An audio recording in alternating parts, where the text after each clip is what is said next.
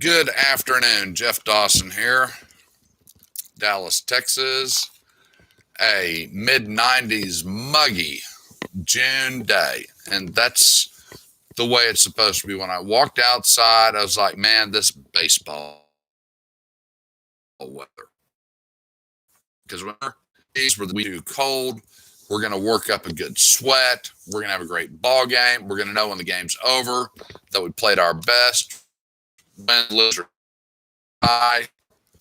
That's the type of day it is, which is normal. But not if you watch the weather and not if you watch the news. We have had one of the coolest springs I can ever remember. May was paradise. First week of June, no complaints. Yet we had more than our share of rain, and that made the news, and that's all they talked about. But here we are in the second week of June, and it's hit low to mid 90s.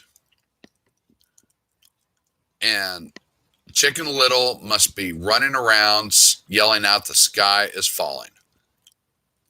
Yesterday, 10,000 customers lost their power in Texas. Now, according to our esteemed governor, Greg Abbott, he's done everything that needs to be done to correct the problem. And 10,000 people lost their power. That's not correcting anything. Nothing. Nada. This is mild. This is nothing like the summers of 1980, 2006, 2011, etc. And I don't have the year where on May 1st it was 100 degrees and didn't stop for 75 days or so. That had to have been like 97. And we set the highest low on record. It never got below 85. That was a miserable summer. How do I know? Because I used to work outside all the time. I was a foreman on construction crews. I've been superintendent, I've been project manager. I've been out in this heat. 2006 was brutal. God, the ground was hot. It was so hot and dry. My superintendent and I were working on 635 and 75, and we were drilling, just trying to put little pin flags. You've seen them. You've seen the dig test commercials, call before you dig, or you're going to be held responsible, and that is true. You will be held responsible if you cut a line and did not call. We had to use a drill, battery-powered drill, to go into the dirt to set the flags. That's how hard it was. And when you bent over, we got sunburned from the reflection of the heat coming off the ground. I don't ever remember going through something like that. That was horrible. We didn't have rolling blackouts. We came close. But here we are 3 days into the 90s, and I don't watch the news because it's all sensationalized. It's all made to scare the hell out of you. They don't put anything into context. They don't use anything of substance that the normal person wants to hear. Let's just keep supplying panic and fear. Well, guess what? Like I stated, 10,000 people lost power yesterday. What happens if we get into another 011, 06, 97, 98, 1980? Oh, 1980 was brutal. I was in Tulsa for that one. That was hot. Extremely hot. And I hope this is coming across because I keep getting a message, your connection is unstable. Please wait while we try reconnecting. Well, I'm going to continue on. And even though I am a conservative Republican, I'm no fan of Greg Abbott. He comes out and says the problem's been fixed. I need to look at who is on the ERCOT board now, because the 7 people that got bounced, not a one of them had turned a wrench. None of them worth a damn. Academics, politicians, lawyers. And they gave us the February freeze. Wasn't that fun? So how are we going to deal with a hot summer? What's going to happen when the temperatures hit 100 degrees and don't subside? Or it hits 105 and keeps going? Abbott says the problem, he's done everything he can. It's been addressed. No, it hasn't. It has not been addressed. This is more political crap. It has not been addressed. But it won't be addressed again until we do have these. I just cannot believe our energy system is so delicate and fragile right now. They're saying it's the gas thermo plants that have the problem. Was it a supply of gas? Because when Trump was in office, we had more than enough gas. Is it the facilities themselves because they haven't been upgraded? They haven't been maintained properly? And that's something I asked back in February and March. I want to see the reports from the plant managers at these various power companies. What upgrades had they requested and were turned down? What maintenance issues had not been addressed? I haven't seen that report. I don't even know if it exists. And if it does, it sure hasn't been released, because that would probably expose the whole damn government in Texas from the top to bottom on failure to act. Kind of like Hurricane Harvey. If you remember that, we came to find out that for decades, Houston had been talking about this massive drainage system. In fact, Dallas did one of those. I think that was that 8 years ago? It was a monster project for the city of Dallas. I didn't follow up with it. I just kind of turned in a cursory bid to a couple of the contractors thinking, well, if we get it, fine. If we don't, that's fine. It was like a 3-year job, and they were really upgrading the drainage system, and it needed it. Well, Houston talked about it and talked about it and talked about it and talked about it until Harvey hit, floods out a third of the town, and then here it resurfaces. And they just basically say what everyone with a brain would know. Well, we didn't have the money. Well, it just got more expensive. Well, we didn't think we needed it. Well. And then that whole area of Houston just gets slammed. Houston has enough problems. This didn't help. Not at all. So is that what we're going to be facing with ERCOT and Abbott and all these stooges that are supposed to be in charge of our power? I tell you what, if we do get to rolling blockouts, I want Austin hit first. I want the capital hit first.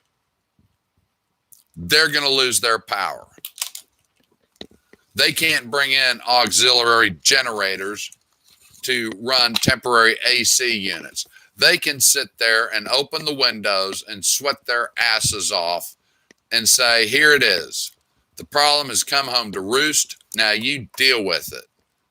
That'd change their minds. Now, if some of these fine individuals in the Texas House and Senate decide, well, it would be better if we stayed home and Zoomed this. No. No. Because we know where you live and we're turning off your power there. So you're not getting away. You're going to suffer with the rest of us. Because what we're going to start hearing, if it does get in the hundreds, and it will, we all know this, when it gets 100 plus and keeps running, and they start having these rolling blackouts because they can't get the infrastructure right, and the elderly start dying, well, you guarantee that's going to be front page news. Everyone and their dog is going to be after that. They're going to be jumping up and down. How come you didn't do something? Well, how come you weren't writing about it? How come you weren't reporting on it? Why weren't you raising hell when hell needed to be raised before hell came and sat in that high pressure system and cooks everybody? That would be too easy. That would be accountable I just can't stand politics. I can't stand the politicians who think they're running this and say, well, we just signed a piece of legislation to take care of it, but it won't be enacted for a year. Well, you tell that to the elderly that might die this summer when the temperatures breach 100, stay at 100, and they have to go without power. Now, all the church organizations that are charitable and really care about their parishioners, they'll be out there doing everything they can to help them, but that only goes so far. It only goes so far. I mean, we lost, by the numbers, at least 150. Some reports said 300 from the February freeze, the February failure. How many are we going to lose this summer? And that was $1 billion in damage. That's the last estimate I saw. What's this one going to be? And we're still coming out of the pandemic, and people are trying to rebuild their lives if they were able to get the PPP money and get some of those SBA loans. Are they going to be able to pull through if they have rolling blackouts every other day, especially in the restaurant and entertainment business? That's why if we're going to have a blackout, we're going to black out Austin. Be done with it. Here's what you have caused. Here's what you're responsible for. How do you plan to fix it? That's what I want to see. But, I mean, this is just insane. We're 3 days into it. 10,000 people lost their power yesterday, and now they're telling us to conserve. What are we going to do when it's 105 for 20 days? Sweat? Die? See, what these people don't realize is when they turn off the power, you lose all the power unless the establishment you live in, like hospitals, has a backup generator. You don't have a backup generator, you don't have elevators, you don't have escalators. Which there was a time that wasn't a bad thing, but people were acclimated to it. You know, watch the Godfather movies. There are no elevators in those buildings, especially when Corleone is going after the Black Hand. You got to walk upstairs. That was their everyday life. We have become soft. We have too many conveniences. Where I live, we have an elevator. Now, for some of the people that have medical issues, that's not a good thing.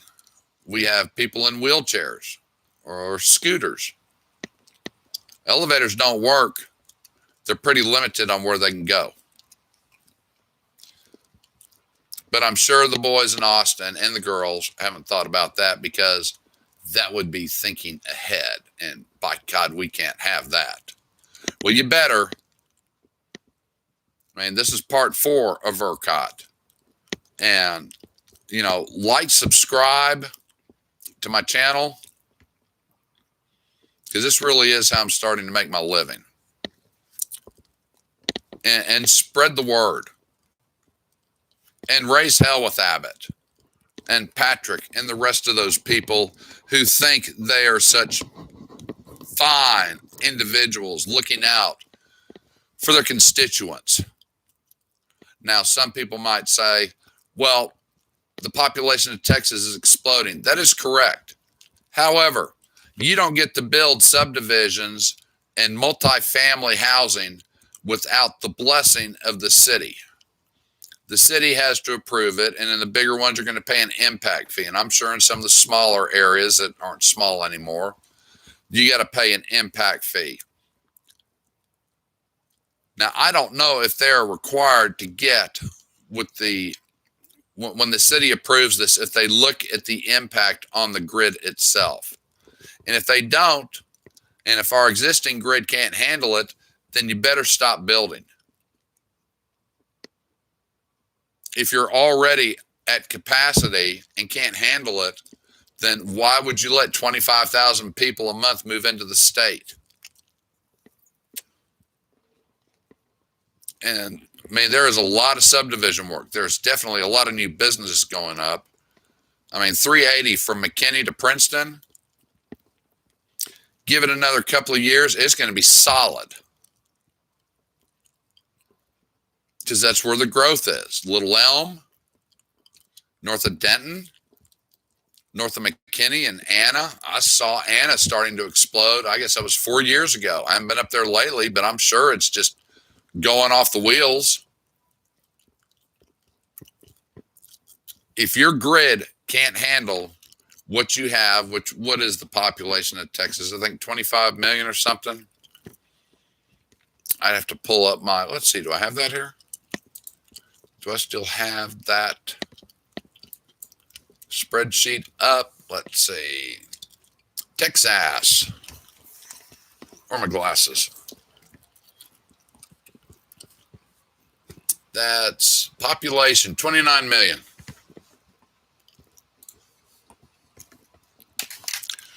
If you can't supply 29 million people, you don't need 1 million a year moving in. Is that what it would be? Let's see. Stop. What the hell's that? I don't know. Let's see. I think it's roughly 25. Oh, that's 300,000. But if you can't handle what you got, why do you want more? I know the cities and municipalities will say, well, look at our tax. Look at all the money we're collecting in taxes. Yeah, I've seen that work too. They collect all this money, and then they can't keep up with the infrastructure. And the city of Plano was a perfect example. After a while, that money was good, and then they stopped growing, and it stabilized, but the roads started falling apart. Every year, Plano lets like 2 major contracts for repairing the roads and redoing water and sewer lines. Now you got to keep up, maintain all that stuff. And the costs are just going up and up and up. So I don't want to hear about your tax base. Yeah, it might look good on the front end, and I'd hate to live in Frisco. I mean, they have pretty well just built everything up. And I've talked to people that live in Frisco. At the bottom line, you haven't done anything, Abbott. We're 3 days in. 10,000 people lost power. What's going to happen next week, and the following week, and the following week? And I would like to say that this would be my last video on ERCOT, but I really fear it won't be. I'm sure there will be 2 more following this, because as we get into the hotter months, we're going to see rolling blackouts because of an inefficient government. And that's it.